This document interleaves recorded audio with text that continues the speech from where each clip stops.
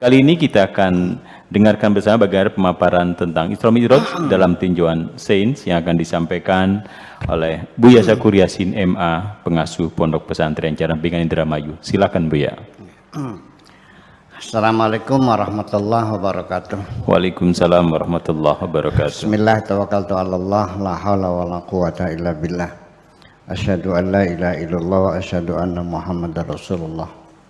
Allahumma salli ala sayyidina Muhammadin wa ala alihi wa sahabatihi ajmain, amma ba'd. Berbicara tentang Isra Mi'raj ini menjadi masalah besar sesungguhnya. Tapi saya rasanya agak tenang ya, karena kita bicara dengan Profesor Dr. Thomas Jamaluddin, ya, seorang ahli di bidang kosmologi dan astronomi. Memang peristiwa Isra Mi'raj ini telah menimbulkan kegaduhan besar di kalangan umat Islam, antara pro dan kontra, antara yang percaya dan tidak percaya. Yang tidak percaya juga terdapat kino-kino, yang percaya pun terdapat kino-kino juga. Semua umat Islam yang percaya iya, tetapi juga beda percayanya. Seperti Mu'tazilah percaya, tapi mereka mengatakan itu perjalanan ruhani, bukan jasadi. Lalu Ahli Sunnah wal Jamaah yang mendukung perjalanan jasad itu dengan dalil, yaitu subhanalladzi asra bi'abdihi, ya, Maha Suci Allah yang telah memberangkatkan di malam hari terhadap hambanya. Kalau abdul itu kan physically, jasadnya itu. Tetapi juga timbul persoalan lagi, bi abdi ini siapa? Tidak disebutkan di dalam Al-Quran. Siapa? Nabi Muhammad itu bukan yang diberangkatkan itu. Nah, lalu kemudian di dalam surat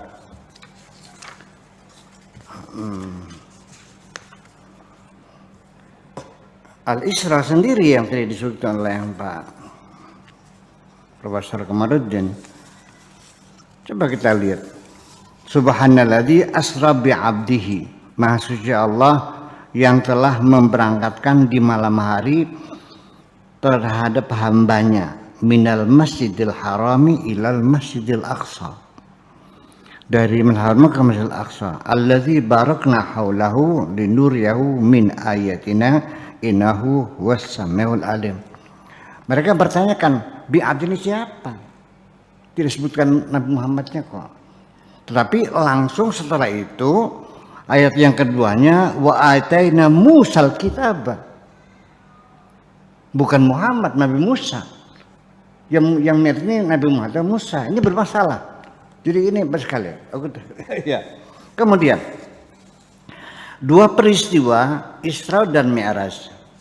Isra itu terjadi pada tahun kedua ba'dal bi'tsah, ay ba'da bi'tsatihi rasulan.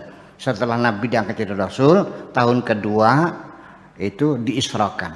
Jadi surat Al-Isra ini turun pada tahun kedua setelah Nabi diangkat jadi Rasul, yang bunyinya seperti itu, subhanalladzi asra bi'amdihi lailan minal masjidil haram ila masjidil aqsa.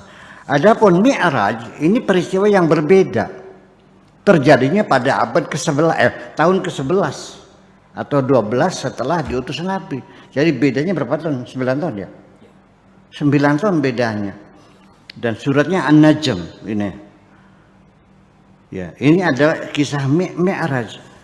Dua peristiwa yang terjadi pada beda waktu 9 tahun lalu digabung menjadi satu, Isra dan Mi'raj. Ini juga menjadi masalah juga.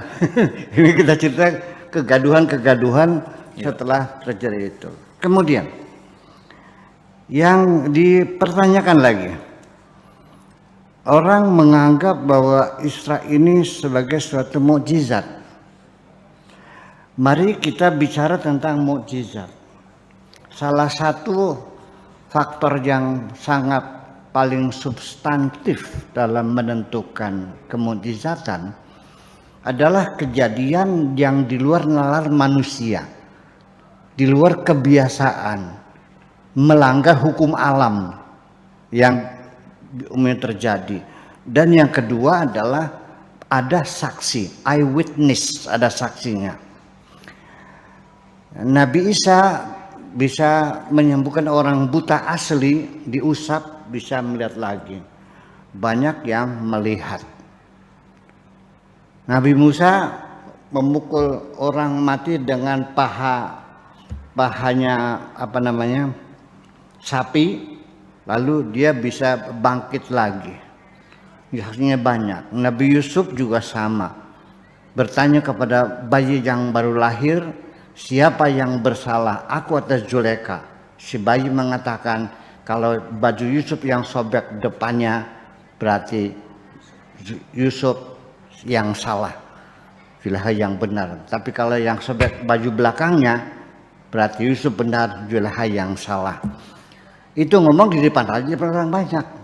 Nabi Musa juga sama, memukul lautan terbelah menjadi dua, umatnya melihatnya. Nah, sekarang ketika Nabi Isra dan Mi'raj, ada yang nganter enggak? Lalu pulangnya ada yang jemput enggak? Enggak. Malah dia tinggal di saudaranya, saudara perempuan, anak pamannya itu, Ummu Kalsum ya, kalau nggak salah namanya itu. Dia nginep di rumah saya pagi hari, terus dia cerita. Nah kalau dia cerita, kita tidak melihatnya, dari mana kita menyebutnya sebagai mukjizat? Ini Haji Fuad cerita, dia barusan dari Jakarta, tadi jam 8 lebih 20 menit dari sini, dia cerita kok. Ya. Nah itu, jadi nggak ada saksi matanya, eyewitnessnya nggak ada. Apakah itu kita sebut mukjizat atau tidak? Pertanyaan. Kemudian Masjidil Haram dan Masjidil Aqsa pada tahun kedua setelah hijrah. Siapa yang kapan dinobatkan atau namanya konsensus ya atau konvensi bahwa Ka'bah itu tempatnya berhala itu disebut Masjidil Haram, itu kapan sebetulnya? Dan siapa yang berhak, otoritas yang memberi nyebutnya dia di Masjidil Haram? Apakah waktu itu sudah jadi masjid? Belum. Kemudian Masjidil Aqsa, apa sudah jadi masjid? Belum. Baru jadi masjid itu setelah ditaklukkan oleh Umar. Lalu dibangun masjid itu semua. Waktu Nabi belum ada masjid, belum ada orang yang menyebutkannya itu sinagog Nabi Sulaiman, tempat ibadahnya orang Yahudi kan namanya sinagog, ya tempat ibadahnya. Nah, Mekah Ka'bah itu tempat sembahyangnya, tempat ibadahnya penyembah berhala. Di sekitarnya ada 480 berhala di sekitar Ka'bah itu, dan belum ada orang sholat di situ, dan itu belum sebagai masjid. Ada juga orang sebagai musola, ya kan, sebagai musola dalam Al-Quran pada zaman Nabi Ibrahim dulu kan. Nah, karena zaman dahulu kala malah justru dalam Al-Quran diinformasikan inna awwal baiti wudi'a lin-nasi lalladzi bi Bakkah. Awal rumah Tuhan dibuat itu adalah di Bakkah. Di mana Bakkah itu adalah Mekah. Apakah Bakkah itu Mekah atau ini juga perlu kajian antropologi juga. Masih banyak sekali persoalan-persoalan yang kita bicarakan. Kemudian sampai sholatnya saja sampai sekarang tidak ada yang sama. Dari mulai takbir sampai tahiyat, dari mulai ada yang sedekap, ada yang tidak, ada yang baca Fatihah, ada yang tidak. Yang baca Fatihah ada yang baca basmalah, ada yang tidak, ada yang kunut, ada yang tidak, ada yang menunjuk ke digoyang-goyang, ada yang tidak. Semuanya berbeda. Jujur saja, Nabi Muhammad sholatnya seperti apa? Hadisnya mengatakan hanya shollu kama ra'aitumuni usolli, sholatlah seperti aku sholat.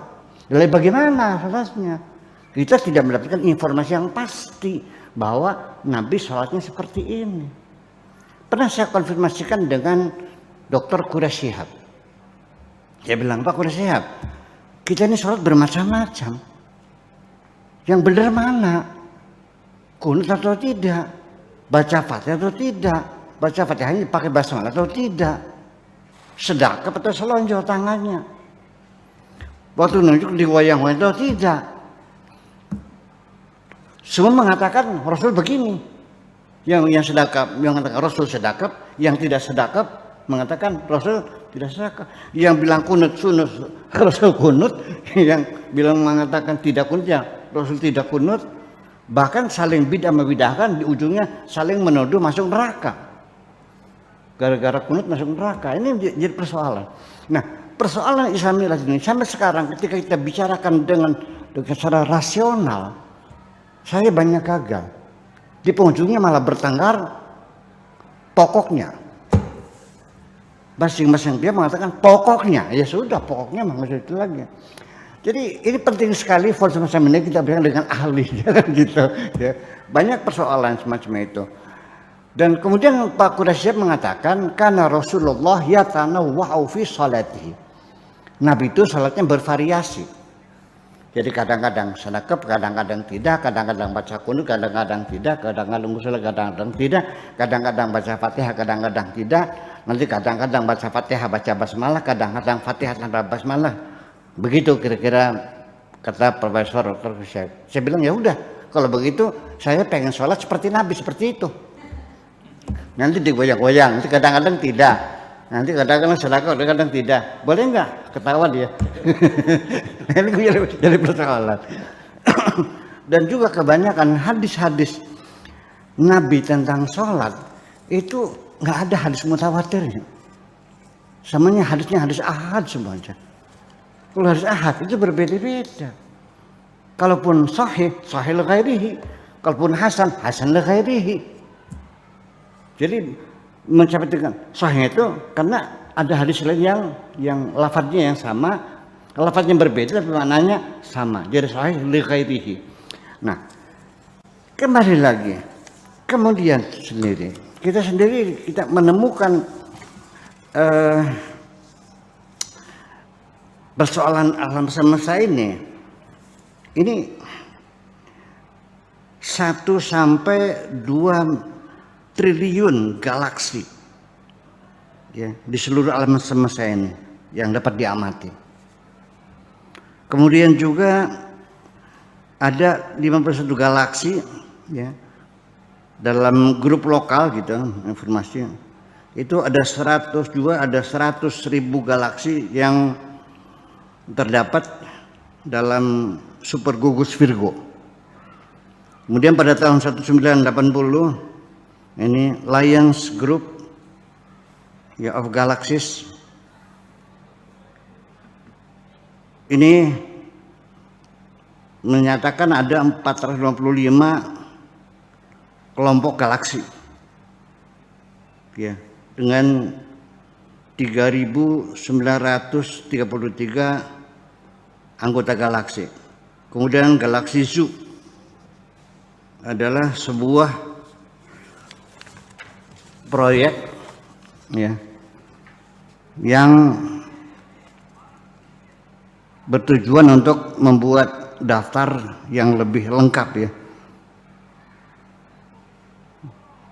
Itu pada bulan Juli 2007 untuk mengklasifikasi lebih dari 1 juta gambar galaksi ya, dari Sloan Digital Sky Survey ya. Tetapi itu semuanya tanpa ada, tidak diberi nama ya, yang jelas masih pakai kode, pakai angka-angka saja semuanya itu. Kemudian galaksi-galaksi yang bisa teramati dengan mata telanjang ini banyak sekali, ada sekitar 17 lah, dari mulai galaksi Andromeda, galaksi mata hitam, galaksi Bode, ya, Cartwheel, ya, galaksi cerutu, galaksi komet, kosmos, redshift, kemudian objek dan sebagainya, sampai pada galaksi Bima Sakti yang kita miliki. Dan matahari yang tata surya kita ini adalah ada dalam galaksi Bima Sakti, yaitu Bima Sakti ya. Sebenarnya Kalau di sana kan namanya The Milky Way, itu dari mitos Yunani, seorang ratu, seorang dewa lah gitu, dewi gitu, sedang tertidur. Ketika bangun ada bayi di sampingnya, dia sedang menyusu di dirinya. Dia bangun kaget, ini bayinya siapa? Enak aja terus ini nyuruh saya, dipaksa ditarik, dilemparkan, jatuh ke bumi. Itu ceritanya kan gitu. Lalu susunya berhamburan di angkasa ini dan bayinya jatuh. Itulah manusia yang pertama kali di dunia, turun di dunia, dan itulah makanya galaksi kita disebutnya galaksi The Milky Way. Itu cerita itu kira-kira begitu Pak Profesor. Nah, lalu kemudian di mana letaknya? Itu di tengah-tengah galaksi kita ini. Tidak di dekat pusat dan itu bagian luaran. Dan matahari kita ini bintang sedang. Tidak besar juga tidak kecil. Cahayanya juga tidak terlalu terang, tidak terlalu redup. Dan dia punya planet yang mengelilinginya dari mulai Merkurius, Venus, Bumi, kemudian Mars, ya Jupiter, Saturnus, Uranus, Neptunus dan sebagainya. Kalau bulan itu bukan planet tapi itu apa namanya tuh?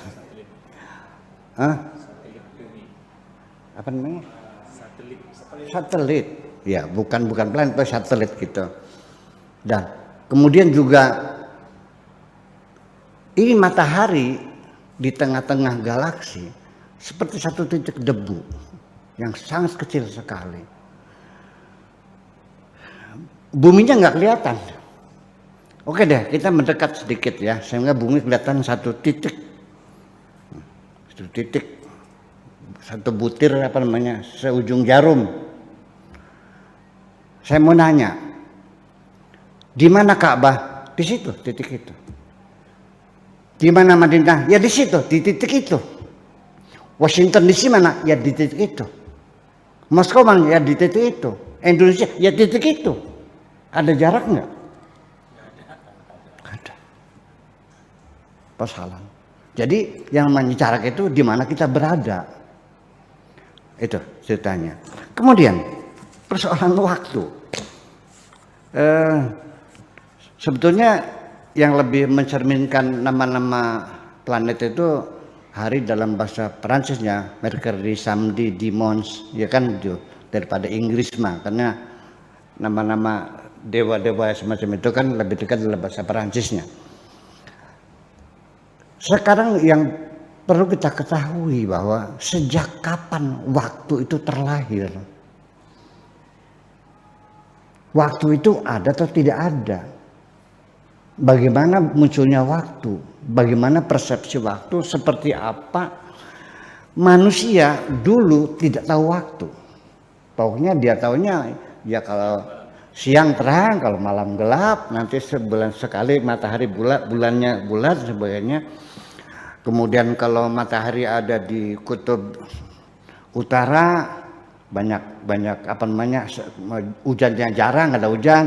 Baik kalau ada di kutub selatan itu banyak hujan. Nah, kemudian bayang bergeser. Nah, itulah. Maka kapan orang itu membuat waktu? Itu dalam sejarah Yunani, sejarah Mesir kuno. Itu mereka menentukan waktu itu dengan pakai tongkat ditancapkan tengah padang pasir. Nah, ini bayang-bayangnya ini menjadi ukuran waktu. Kalau bayang-bayangnya ini ke sebelah utara, berarti matahari ada di sebelah selatan, itu berarti musim dingin. Ya kan begitu. Kalau bayang-bayangnya ada di sebelah selatan, berarti matahari ada di sebelah utara, berarti musim panas. Kemudian bayang-bayang sendiri ketika lurus dengan tongkatnya matahari pas di atas itu namanya tengah hari dan seterusnya. Kemudian dengan menggunakan dengan pasir ya dibalik lagi gitu, sampai jam yang pakai mekanik semacam ini. Nah, apakah lalu dari mana mereka membuat aturan 1 minggu 7 hari. Ya itu kan kata mereka. Saya di Jawa di sini Pak Profesor, kita menghitung 1 minggu itu tidak 7 hari kok 5 hari. Orang Cina menghitung waktu 1 minggu 12 hari. Di Swahili di mana? Di Afrika itu 1 minggu 4 hari. Kita kan 5 hari ya. Pohon wage, pohon pagi. Kita bukan 7 kok. Jadi ternyata kan penanggalan berbeda-beda.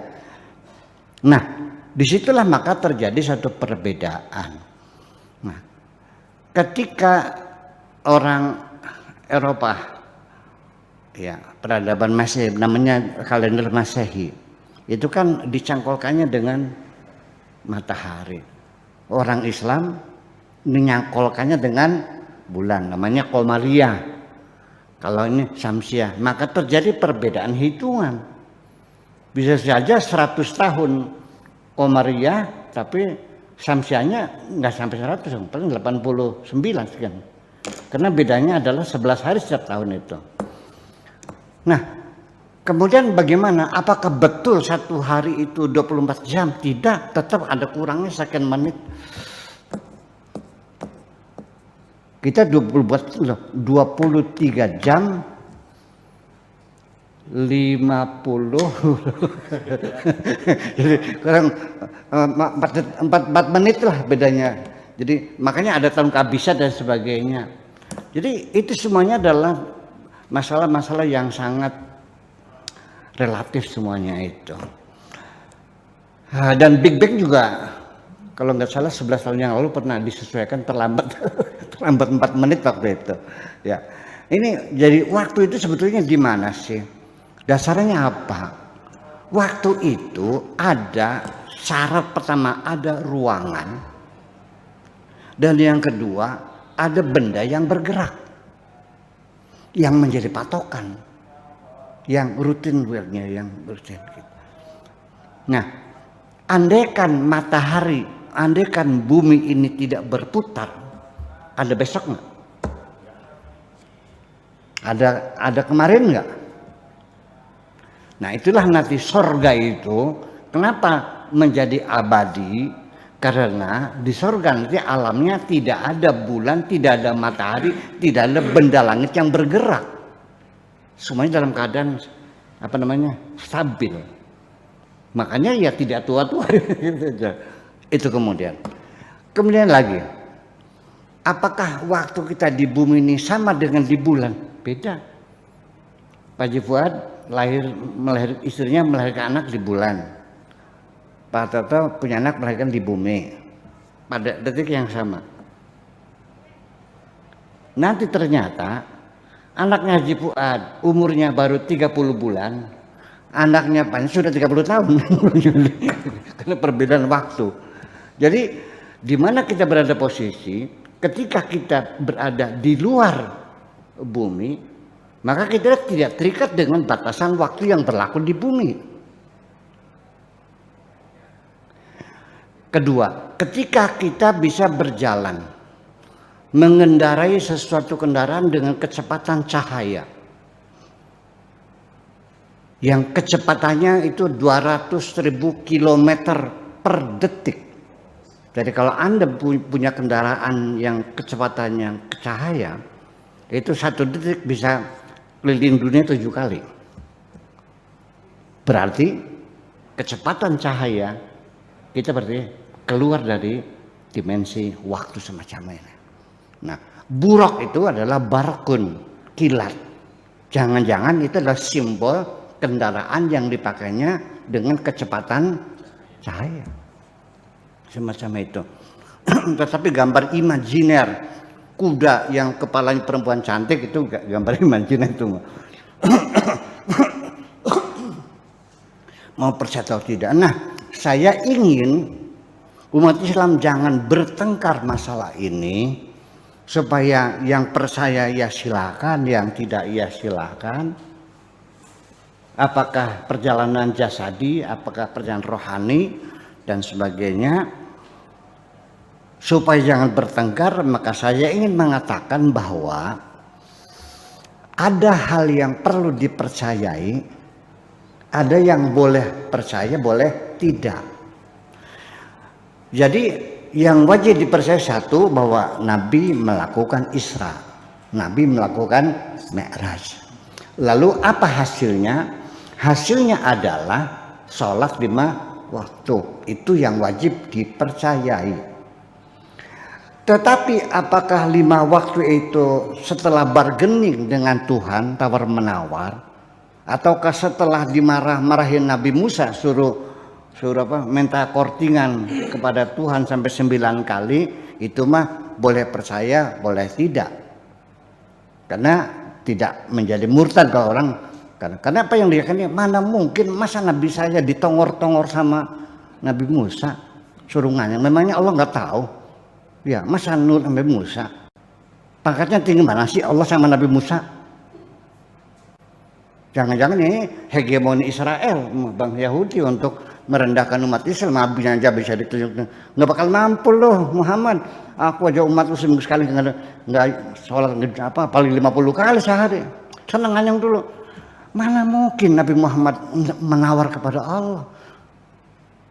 Nabi Muhammad itu adalah orang yang sami'na wa ta'ana ghufranaka rabbana wa ilaikal masir. Nggak pernah berkeluh kesah, nggak pernah nawar kok. Nggak mungkin. Jadi kalau itu mana? Ya percaya silakan, tidak juga tidak apa. Yang penting dipercaya adalah sholat 5 waktu. Kiblatnya menghadap Ka'bah. Harus wudu dulu. 5 waktu itu terdiri dari duhur, asar, maghrib, isya, subuh. Itu yang wajib dipercayai. Kemudian rokaatnya wajib dipercayai. Subuh 2 rakaat, duhur 4 rakaat, asar 4 rakaat, maghrib 3 rakaat, isya 4 rakaat, subuh 2 rakaat. Itu yang wajib dipercayai. Adapun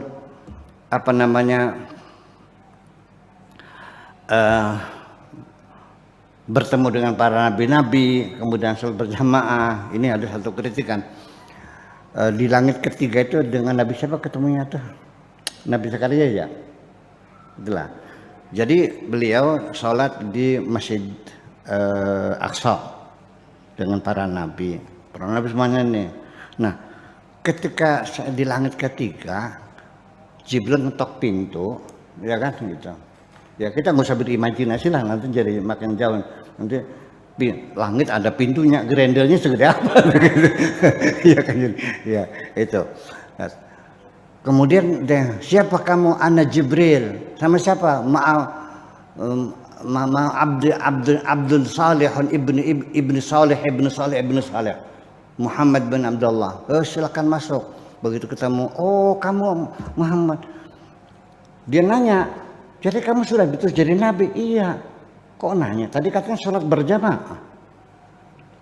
Nah, ini. Jadi artinya bahwa ada beberapa hal yang semacam itu. Jadi nanti ada kajian khusus itu bahwa ada satu tren namanya rihlah samawiyah. Jadi perjalanan langit menjadi satu model sastra pada zamannya, apakah itu Risalatul Ghufran Abu Ala Al-Ma'ari juga ceritanya juga perjalanan langit. Kemudian Dante Alighieri juga itu pendiri pertama, peletak pertama bahasa Italia resminya, ya itu mencari kekasihnya Petris di langit ketujuh, menembus dengan malaikat-malaikat yang bersayap-sayap, itu sama seperti misalnya sampai pada Flash Gordon terakhir kita lanjut itu. Nah itu apakah itu semacam itu? Cuman di kitab Bukhari itu sendiri bahwa kisah Isra Mi'raj itu adalah hikayat. Ya, hikayat itu artinya ya cerita gitu.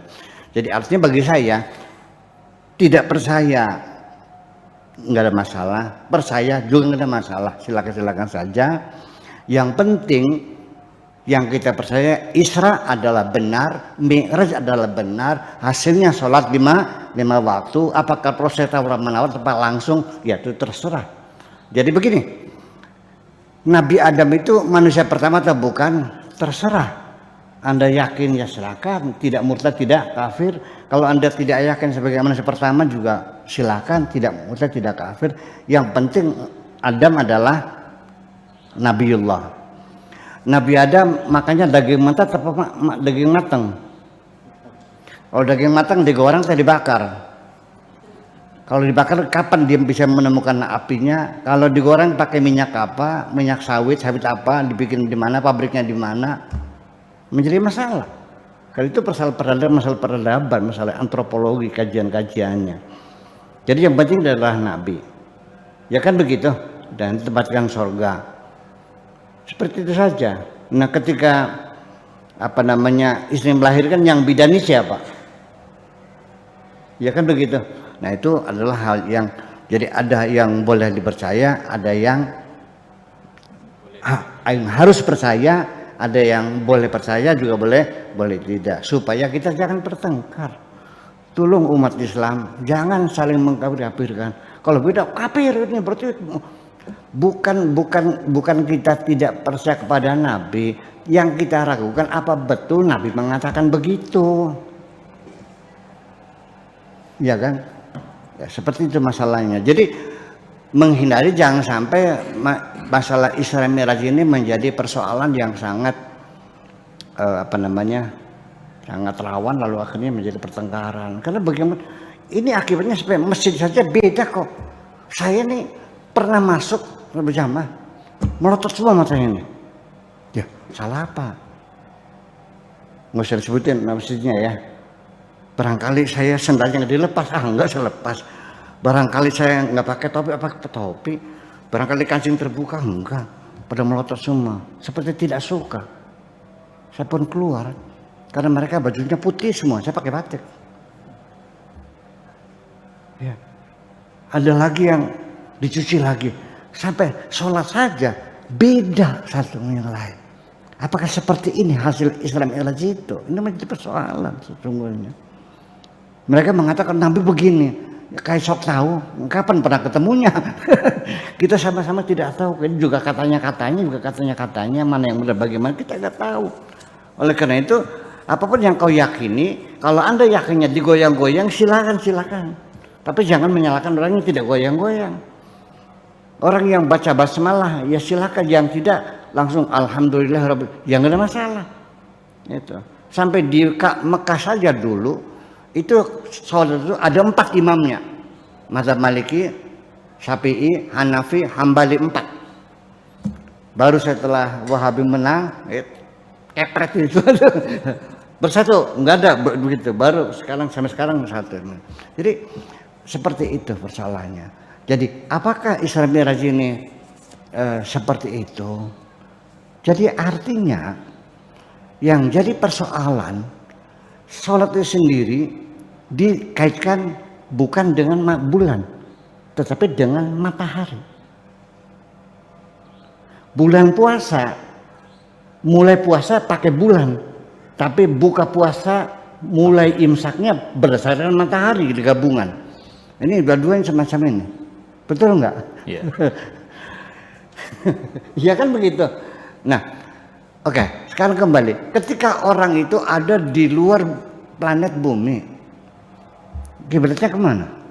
Andai kan di sana.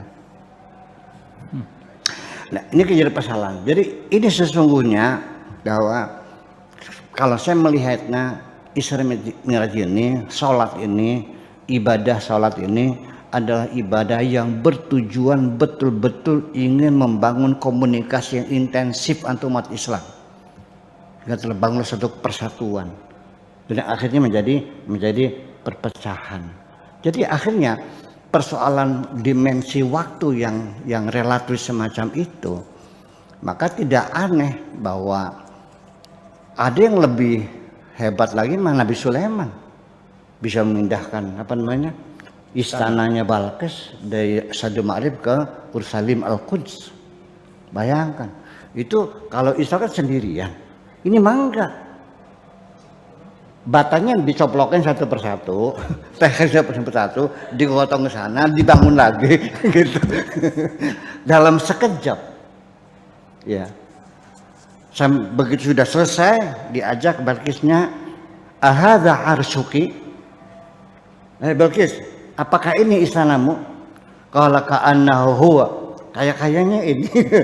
Kayaknya. Oh tidak, ka'annas itu bukan kayaknya, yakin maknanya. Jadi ka'anna yufidu makna tahqiq. Ya betul ini istana saya. Mana mungkin orang samar sama rumahnya.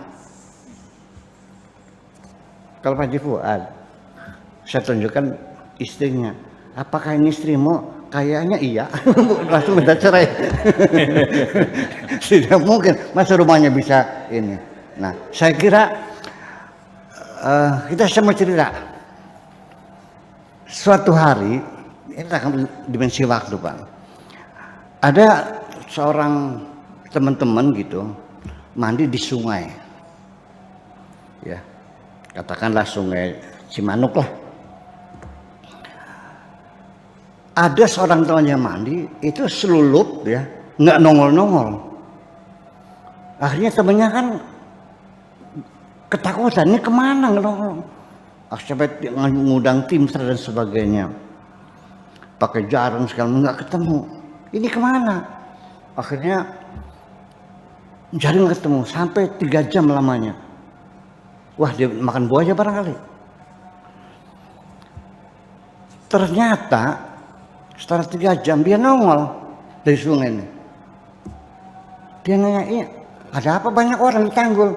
Ya gara-gara kamu nih, kamu bilang 3 jam kemana kamu perginya? Oh iya, kemana? Nah di situ dia bercerita bahwa dia ketemu dengan perempuan cantik, dia godain, dikintilin, ternyata anaknya raja.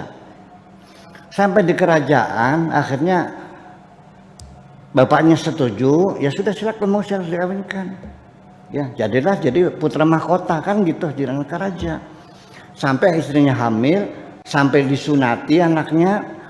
Nah, kata raja, ini kerajaan buat kamu semuanya, silakan. Kamu mau kemana saja silakan. Cuman satu, ini kamar kamu tidak boleh masuk dengan alasan apapun. Kenapa? Pokoknya tidak boleh masuk. Pokoknya tidak boleh masuk. Yang silakan. Nah, di tengah dia hajatan sunatan anaknya itu, yang umur 6 tahun itu, dia penasaran, dia ada apa di kamar ini nih, nggak boleh masuk.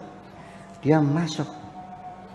Begitu masuk, nongol dari sungai tadi. Artinya bahwa ini pengalaman seseorang di luar kesaktian, ya pernah ngalami, ya itu dia bebas dari waktu selama 3 jam sama dengan dia itu kawinan sampai nyunati anaknya. Nah, makanya berapa banyak perbedaan waktu itu, bahwa ayam di sisi Allah dengan ayam sisi manusia itu perbedaannya adalah kana ya'ruju ilaihi fi kulli yaumin kana miqdaruhu 50 alfi sanatin mimma ta'uddun. Jadi satu harinya Allah itu sama dengan 50 alfi sanatin, 50.000 tahun. Itu satu hari. Fi sittati ayyam. Jadi proses terjadinya alam semesta ini adalah 3 fase. Satu fase itu 50.000, berarti kalau George Lemaitre sendiri dalam teori Big Bang itu 14 miliar tahun yang lalu, kemudian bumi kita mulai ada kehidupan adalah 4 miliar yang lalu sampai sekarang ini, maka ya kira-kira begitulah fase itu, masalah waktu itu. Kemudian yang kedua, bahwa waktu yang sesungguhnya itu adalah ada pada diri kita sendiri, ada pun yang ada pada tembok, yang namanya waktu yang artifisial. Dan waktu yang ada pada diri kita sendiri itu bisa berjalan cepat, bisa berjalan lambat. Ketika kita sedang bahagia biasanya cepat. Kalau kita lagi susah di penjara rasanya lama sekali. Ini terjadi pada orang-orang yang dihidupkan kembali akhirat. Kam labithum qala labithnu yauman au ba'da yaumin. Orang umurnya 80 tahun, dia meninggal, ditanya berapa lama kamu hidup di dunia? Ya sehari 2 hari lah. Jadi disitulah ada perbedaan waktu yang hakiki adalah waktu yang kepada diri kita sendiri. Saya kira nanti kita diskusikan panjangnya lebih jauh, kita akan nanti kita buka forum tanya jawab dan sebagainya. Oke, segitu saja dulu Pak Profesor. Terima kasih. Assalamualaikum warahmatullahi wabarakatuh.